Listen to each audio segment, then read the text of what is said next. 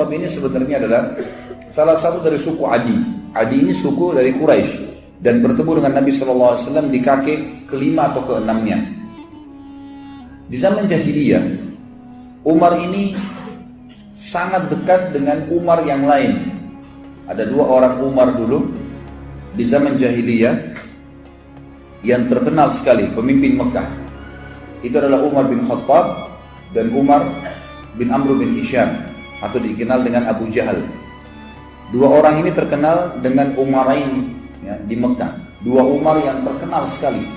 Dua-duanya punya prinsip hidup, dua-duanya orangnya kekar, tubuhnya tinggi besar, kepala suku ya, yang memimpin pada saat itu. Karena di Mekah tidak ada raja, satu raja yang memimpin, tapi semua kepala suku.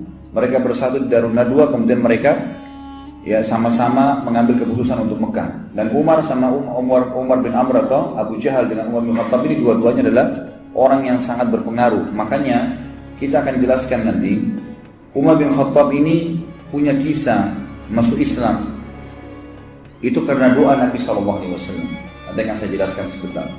Umar bin Khattab ini tugasnya di masa jahiliyah dulu adalah sebagai duta. Dan duta ini adalah sosok orang yang menggambarkan atau menyimbolkan sebuah negara sebagaimana kita tahu. Dan duta ini sama dengan presiden, dia nggak boleh diganggu dan dia harus punya kelebihan, keterampilan, baik itu dalam membela dirinya ataupun mempertahankan prinsip-prinsip dasar negaranya. Dan Umar bin Khattab adalah duta, gitu kan, bagi orang-orang Quraisy kemanapun dia yang diutus untuk pergi. Dan kalau menghadapi orang-orang yang susah, keras kepala, berat untuk ditangani, maka Umar bin Khattab lah yang diminta oleh orang-orang Quraisy untuk menghadapinya.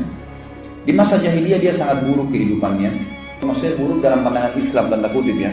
Beliau selalu mabuk, beliau selalu menyembah berhala. Tapi Umar Allah jadikan radhiyallahu anhu ajma'in adalah simbol ya rahmatnya Allah Subhanahu wa taala. Ternyata Umar bin Khattab ini kehidupannya luar biasa gitu. Di masa jahiliyah, mabuk tiap hari nyiksa umat Islam. Tiap hari nyembah berhala, beragam macam kesalahan dikerjakan oleh Umar bin Khattab radhiyallahu anhu, gitu kan? Maka dengan datangnya Islam, Allah SWT menunjukkan rahmatnya. Asal orang mau taubat, orang mau berubah, orang mau mengikuti kebenaran, Allah tidak akan lihat masa lalunya. Umar bin Khattab ini berselisih para ulama tentang bagaimana kisah masuk Islamnya. Paling tidak ada 3 riwayat yang dinukil oleh penulis buku. Namun yang paling ditarjih, dikuatkan oleh beliau adalah riwayat tentang ya, atau riwayat Imam Tirmidzi dalam kitab Al-Manaqib tentang Manaqibul Umar bin Khattab yang disahihkan oleh Syekh Albani dalam masalah ini. Bahwasanya riwayat tentang keislaman Umar yang paling kuat kena ya, dengan riwayat Tirmidzi, yaitu doa Nabi SAW. Waktu umat Islam terdesak, kewalahan di Mekah menghadapi musuh-musuh mereka, tiap hari disiksa, tiap hari dipukulin, ada yang dibunuh, nggak bisa melawan. Sampai waktu Nabi SAW melewati Yasir dan istrinya Sumayyah radhiyallahu anhuma, budak daripada Abu Jahal, dan memiliki anak bernama Ammar yang dikenal dengan Ammar bin Yasir, semuanya sahabat yang mulia. Sumayyah lagi hamil, lalu dikatakan oleh Abu Jahal, kembalilah kepada Tuhanmu yang dulu wahai Sumayyah. Maka Sumayyah mengatakan, saya lebih memilih mati daripada harus kembali menyembah berhala yang kalian buat dengan tangan kalian sendiri. Lalu Abu Jahal marah menusuk perutnya Sumayyah. Meninggal mati syahid, dan wanita pertama syahid dalam Islam adalah Sumayyah radhiyallahu anha. Kemudian menyusul suaminya Yasir, dibunuh juga oleh Abu Jahal. Lalu Ammar ya, pada saat itu didesak, umurnya masih 8 tahun, 9 tahun. Oleh Abu Jahal dikatakan, wahai Ammar, kalau kau tidak mengaku juga kembali kepada Tuhanmu yang dulu, maka aku akan menyiksamu lebih berat daripada ibu dan ayahmu. Sampai Ammar karena ketakutan dan merasa sakit berkata, baiklah, wahai Abu Jahal, wahai Abu Hakam, apa yang kau mau? Orang-orang jahiliyah memanggil Abu Jahal dengan Abu Hakam, artinya orang yang bijaksana. Tapi kita dalam Islam diberitakan kalau Nabi SAW mengatakan memanggil dia Abu Jahal. Maka dia mengatakan, baik, apa yang kau mau? Kata Abu Jahal, ya, lewat seekor unta, dia mengatakan, katakanlah kamu kufur kepada Muhammad dan Tuhannya Muhammad. Dia mengatakan, saya kufur. Abu Jahal belum puas nih. Lewat seekor unta, kata Abu Jahal, saya belum puas sampai kau bilang unta ini Tuhan saya. Maka Ammar pun mengatakan, unta ini Tuhan saya. Lalu Abu Jahal membiarkan dia. Pada saat mereka lagi proses disiksa, Nabi kita Muhammad SAW lewat di situ. melihat kejadian tersebut tidak ada kekuatan bagi umat Islam. Bagaimana cara membelahnya nih? Maka Nabi SAW cuma mengucapkan kalimat, sabran ala Yasir fa inna mau'idakumul jannah. Sabarlah wahai keluarganya Yasir, pasti kalian dengan mati masuk surga. Lalu Nabi SAW lewat menuju ke rumah beliau. Ammar pun mengikuti Nabi SAW lalu berkata, ya Rasulullah, saya telah kufur. Ibu saya dan ayah saya dibunuh oleh Abu Jahal. Dan saya pun dipaksanya, saya mengucapkan secara terpaksa saya kufur kepada risalah Anda. Dan saya juga mengatakan unta Tuhan saya. Maka kata Nabi SAW, wahai Ammar, kalau besok kau diperlakukan lagi yang sama dengan Abu Jahal, ucapkan apa yang dia mau. Karena sungguhnya kau tidak kufur, hatimu tidak seperti itu. Maka turunlah firman Allah Subhanahu wa taala yang menjelaskan tentang perilaku Ammar ini. Illa man ukriha wa qalbuhu mutmainnun bil iman. Tidak masuk kekufuran kalau orang itu sebenarnya mengucapkan kalimat kufur karena terpaksa sementara hatinya penuh dengan keimanan. Turun kepada Ammar radhiyallahu anhum ajma'in. Pada saat itulah Nabi SAW berdoa. Kata Nabi SAW dalam doanya, muliakanlah Islam ini dengan salah satu dari dua orang yang paling engkau cintai. Itu Abu Jahal Ibn Hisham, Umar bin Amr bin Hisham, atau Umar bin Khattab. Kata perawi hadis, dari keduanya ternyata yang lebih Allah cintai adalah Umar bin Khattab, sehingga Allah memberikan hidayah. Ini pendapat yang dikuatkan oleh penulis, mengatakan ini pendapat yang paling kuat tentang masuk Islamnya Umar bin Khattab. Yang kedua adalah kisah yang lain tentang masuk Islamnya Umar bin Khattab, dan ini dinukil oleh Imam Bukhari dalam kitab sahihnya. Kisahnya kurang lebih bahwasanya Umar bin Khattab ini pernah marah dengan Nabi SAW. Jadi setelah melihat kejadian di Mekah, simpang siur, setiap hari orang bicara tentang Muhammad, terus pengikutnya Muhammad disiksa, orang Quraisy bertengkar, berkelahi, suku sama suku saling bermusuhi, suku sama suku saling bertengkar, gitu kan? Suami istri terpisah dengan suaminya. Umar bin Khattab bilang, Muhammad sudah gila nih. Saya harus bunuh Muhammad. Itu perkataan Umar bin Khattab di awal. Saya harus bunuh Muhammad. Maka dia pun keluar dengan baju perangnya, membawa pedangnya, gitu kan, keluar khusus untuk membunuh Nabi Sallallahu Alaihi Wasallam. Gitu kan. Lalu dia pun mendatangi Abu Jahal dan berkata kepada Abu Jahal. Pada saat itu Abu Jahal mengatakan, saya akan memberikan 100 ekor unta yang membunuh Muhammad. Maka Umar berkata, betulkah yang kau bilang hai Abu Jahal? Dia bilang iya. Baik, Umar bin Khattab keluar membawa pedangnya, sekaligus menyatukan antara hadiah yang dikejar 100 ekor unta itu dengan bencinya dengan Nabi SAW pada saat itu.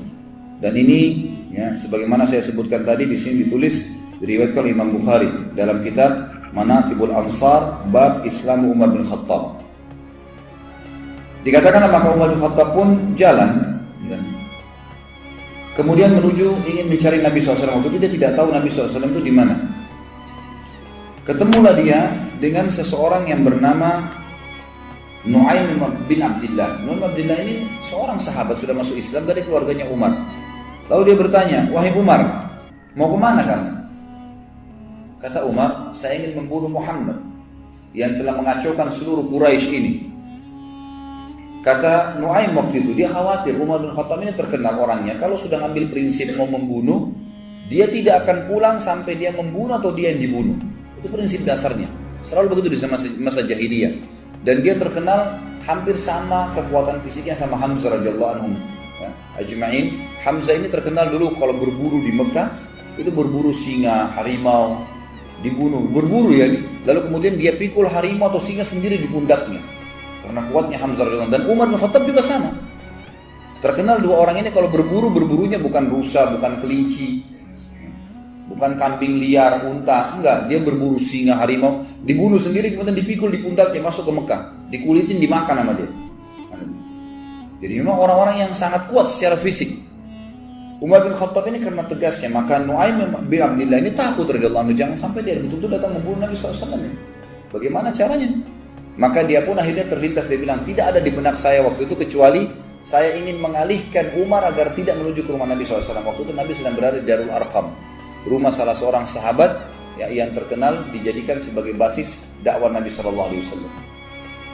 Maka Nuaim bin Abdullah berkata radhiyallahu anhu, wahai Umar, apakah kau mengira nanti suku Abdul Muttalib dan suku Hashim, suku Nabi SAW akan membiarkan kamu kalau kau bunuh Muhammad? Dia bilang, saya nggak peduli, walaupun dua suku itu berperang dengan saya sendiri. Betul-betul prinsip dasar mau membunuh ini, gitu kan? Lalu kata Nuaim bin Abdullah, tidak tegas di mana saya kecuali satu hal. Saya bilang, kenapa kamu sibuk mengurus Muhammad, Umar? Sementara adikmu sendiri, Fatimah bin Khattab, ini adik kandungnya Umar bin Khattab perempuan, dengan suaminya adik iparmu Sa'id bin Zaid. Sa'id bin Zaid ini adalah salah satu dari 10 yang masuk surga nantinya, gitu kan? Itu adik iparnya Umar bin Khattab. Jadi Umar sama adik iparnya dua-dua dapat jaminan surga dari 10 sahabat yang masuk surga. Sa'id bin Zaid ini. Mereka sudah masuk ikut agamanya Muhammad. Bagaimana bisa kau sibuk dengan Muhammad sementara keluargamu sendiri belum kamu urus? Maka Umar marah mengatakan, apakah benar Fatimah adikku sudah sabak, ya, artinya sudah keluar meninggalkan agama Tuhannya? Kata Nuaim, iya benar, silakan kau pastikan sendiri. Maka Umar bin Khattab waktu itu tidak tahu di mana Nabi SAW berada dan dia tahu rumah adiknya, dia menuju ke rumah adiknya. Jalan jadi ke rumah adiknya. Tiba di rumah adiknya, ternyata adiknya Fatimah binti Khattab dan suaminya Sa'id bin Zaid sedang belajar Al-Quran dari seorang sahabat tadinya bekas budak yang dibebaskan oleh Abu Bakar, namanya Khabbab bin Arad. Khabbab bin Arad adalah guru Al-Quran, dia ajar mengaji lagi dengan ayat. Begitu mereka dengar suara langkah Umar bin Khattab, dalam beberapa athar dikatakan Umar ini saking badannya besar, kalau dia melangkah suara kakinya terdengar, maka didengar oleh Fatimah dan mereka tahu itu adalah langkah Umar, dengan suaranya juga dikenal dari Umar. Maka mereka pun menyembunyikan Khabbab bin Arad di kamar, kemudian menyembunyikan beberapa lembaran Al-Quran yang waktu itu masih tertulis di kulit-kulit unta. Lalu Umar mengetuk pintu, tidak dibukakan, lalu dia mendobrak pintu dan rubuh pintu itu. Kemudian dia berkata kepada Fatimah dan Sa'id, adiknya dan adik iparnya, apa tadi yang saya dengar itu? Apakah itu yang Muhammad ajarkan? Kata Fatimah, tidak ada sesuatu yang kau dengar. Apa yang kau dengar tadi? Lalu dia mengatakan, tadi saya dengar. Tidak usah kalian rahasiakan, perlihatkan kepada saya itu. Waktu itu kebetulan lembaran Al-Quran dipegang oleh Fatimah. Lihat, disembunyi di belakang badannya tapi kelihatan. Umar mengatakan, pasti itu yang kamu pegang, berikan kepada saya. Fatimah nggak mau. Maka Umar menampar adiknya. Waktu ditampar keluar darah, jatuh. Suaminya Sa'id bin Zaid berusaha mendekat, gitu kan? Waktu mendekat dipukul juga sama Umar. Jatuh dua-duanya. Waktu jatuh, Umar sudah tinggal mengambil kertas saja, tapi kulit itu saja. Tapi Allah SWT memudahkan, waktu itu hatinya Umar terbuka. Dia lihat adiknya jatuh berdarah, belum pernah dia mukul adik kandungnya sendiri. Maka dia pun mengatakan, kenapa kau selalu terlalu ngotot mempertahankan ini? Kata adiknya, jangan kau pegang hai Umar, karena kau najis, nggak mungkin kamu bisa memegang ini. Kau masih dalam keadaan kafir. Kalau kau mau memegangnya maka mandilah dulu. Umar pun akhirnya masuk ke dalam rumah, minta pamit mandi. Setelah mandi dia keluar, dikasihlah lembaran tersebut. Kebetulan waktu itu beberapa ayat di dalam kertas, di dalam kulit itu dari surah Thaha. Surah Thaha. Lalu Umar pun duduk kemudian membaca. Mulailah membaca. Ya, Thaha ma anzalna ilaikal qur'ana litashqa illa tadhkiratan liman yakhsha. Terus dia baca, Thaha, ya, kami tidak turunkan Al-Quran ini kepadamu untuk kamu sedih hai Muhammad, kecuali hanya peringatan bagi orang-orang yang mau tunduk kepada Allah pencipta langit dan bumi ini. Terus dia baca ayat demi ayat. Gak lama kemudian Umar bin Khattab seperti orang yang lunak. Kita bisa lihat kalau orang lagi tubuhnya dalam keadaan sombong, yang dia kuatkan, dia tegarkan, dengan orang yang lagi lunak, gitu kan, beda. Maka melihat, waktu itu Sa'id bin Zaid melihat Umar bin Khattab agak melunak, lalu dia waktu itu juga, waktu Umar membaca, rupanya suaranya agak keras, dan ini dalam bahasa Arab, dia ngerti. Umar itu bisa membaca, ya. Maka dia membaca pun, maka dari dalam kamar, waktu Umar membaca ayat tersebut dan bacaannya benar, karena itu bacaan dalam bahasa Arab, dia tahu. Maka Khabbab bin Arad, guru mengaji tadi dari sahabat Nabi yang bekas budak yang dibebaskan oleh Abu Bakar radhiyallahu anhu ini, keluar. Lalu melihat keadaan tersebut, Umar bin Khattab berkata, di mana Muhammad? Khabbab bin Arad radhiyallahu anhu tahu bahwasanya Umar ini sudah lunak nih. Dia mengatakan, wahai Umar, kalau kau mau saya yang tunjukkan. Maka Khabbab bin Arad pun memegang tangan Umar lalu sama-sama menuju ke Darul Arqam. Tiba di Darul Arqam, ikhwan dan akhwat sekalian, dari kejauhan, bukan Darul Arqam ini 2 lantai. Lantai kedua, ada seorang sahabat yang memang ditugaskan oleh Nabi SAW untuk memantau. Kalau ada orang-orang Quraisy yang datang atau mengetahui kegiatan mereka, maka mereka bubar gitu. Begitu dia lihat dari jauh, ternyata ada Khabbab bin Arad datang, lagi berada di sebelahnya Umar bin Khattab. Dan Khabbab bin Arat ini memegang tangan Umar. Tapi dari kejauhan, kesannya seperti Umar yang memegang dia. Karena besarnya tangan Umar, gitu kan. Maka yang sahabat di lantai 2 rumah ini mengira Umar bin Khattab menawan Khabbab bin Arat, gitu kan. Dan dia datang untuk membunuh Nabi SAW. Maka berteriak dari atas sahabat ini, Umar bin Khattab, si kafir datang. Maka semua orang heboh di rumah Darul Arkam. Umar bin Khattab yang datang. Lebih baik orang-orang Quraisy 10-20 orang daripada Umar yang datang, gitu kan. Bagi mereka luar biasa kalau Umar datang ini, berbahaya sekali, gitu kan. Nanti kita lihat setelah masuk Islam bagaimana dia lawan orang-orang Quraisy juga sendirian. Maka dia pun datang ke dekat pintu. Pada saat masuk dekat pintu, maka semua sahabat waktu itu hirup-hirup dalam rumah. Hamzah radhiyallahu anhu waktu itu sudah masuk Islam sebelumnya dan duduk lalu berkata, biarkan dia masuk. Kalau dia niat buruk, saya akan menghadapinya. Maka Nabi SAW mengatakan, masukkan Hamzah ke dalam kamar. Hamzah disuruh sembunyikan. Ini bukan perkelahian. Nabi SAW sudah tahu. Dimasukkan ke dalam ruangan, lalu kata Nabi SAW, bukakan buat dia. Begitu dia masuk, begitu dibukakan pintu, Umar bin Khattab lihat Nabi SAW, tundukkan pandangannya. Lalu Nabi SAW memegang pundaknya, bajunya dengan keras dan menyentaknya sambil mengatakan, wahai Ibnu Khattab, apakah kau menunggu azabnya Allah turun padamu baru kau beriman? Maka Umar diam. Nabi SAW sentak kedua kali, wahai Ibnu Khattab, apakah kau menunggu azabnya Allah turun kepadamu baru kau mau beriman? Sampai 3 kali lalu Umar bin Khattab jatuh berlutut di tanah lalu mengatakan, saya beriman kepadamu ya Rasulullah. Lalu dia syahadat. Pada saat dia syahadat, seluruh Darul Arkam bertakbir. Karena besarnya takbir kaum muslimin, bangga dengan Umar masuk Islam, terdengar sampai di dekat Ka'bah takbir mereka. Jadi saking besarnya. Ringkas cerita adalah Umar bin Khattab dari riwayat ini, ya semua dinukil bahwasanya bagaimana beliau masuk Islam. Terlepas daripada itu, kata ahli sejarah dan penulis buku secara khusus mengatakan ini, ya kalau kita mau gabungkan semua riwayat, tetap riwayat yang paling kuat tadi adalah riwayat yang menceritakan dari doa Nabi SAW. Memang kalau doa Nabi maka semua jadi penyebab beliau akhirnya masuk Islam, dan kasuistik tadi yang lainnya semua karena penyebab beliau masuk Islam saja. Pada saat Umar bin Khattab akan hijrah, di sini ditulis oleh beliau, hijrah yang merendahkan martabat orang-orang musyrik. Dinukil dalam sebuah riwayat, ya, riwayat disebutkan oleh Imam Tirmidzi, ini disebutkan oleh Ibnu Athir dalam Usudul Ghaba, dan ini dengan sanad yang sahih, ya. Dan kabar ini juga dikatakan disebutkan dalam buku Ar-Riyadun Nadhirin atau Ar-Riyadun Nadhirah, ya. Ini disebutkan juga dengan riwayat-riwayat yang sahih bahwasanya Umar bin Khattab pada saat akan hijrah ke Madinah, maka Ibnu Abbas meriwayatkan, Ibnu Abbas berkata, aku telah mendengarkan Ali bin Abi Thalib menceritakan. Kata Ali, aku tidak mengetahui seorang laki-laki dari kaum muhajirin yang berhijrah, melainkan dia melakukan dengan sembunyi-sembunyi kecuali Umar bin Khattab. Ali di sini menukil, mengatakan, memuji Umar bin Khattab berkata,